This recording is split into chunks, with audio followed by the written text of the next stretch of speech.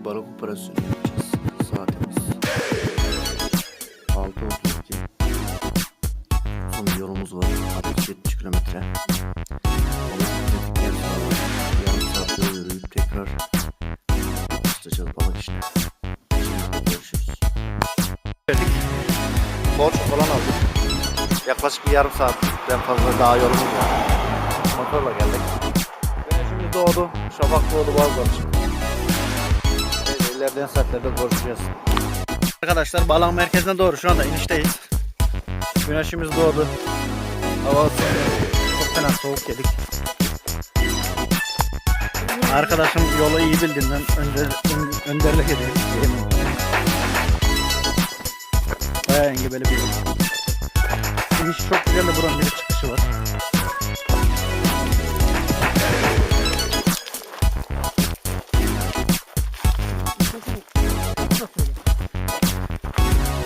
Burası Gazipaşa'nın, Antalya Gazipaşa Zeytinanalı Beldesi Sazak Mahallesi.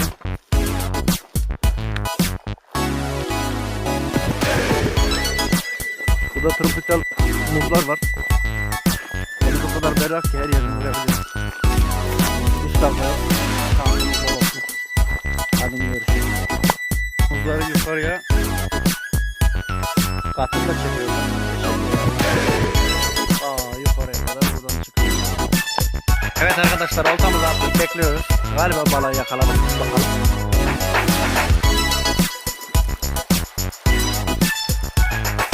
Geliyor. Geldi. Karagöz hanımefendimiz geldi. Karagözümüz geldi. Arkadaşlar, Karagöz. Deniz muhteşem görünüyor arkadaşlar. Mükemmel ötesi. Peki balıklar tam olarak.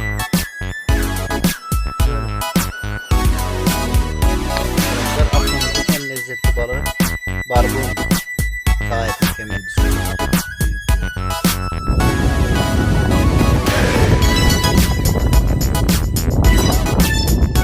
Barbun 2. Bunu başardım ben bayağı.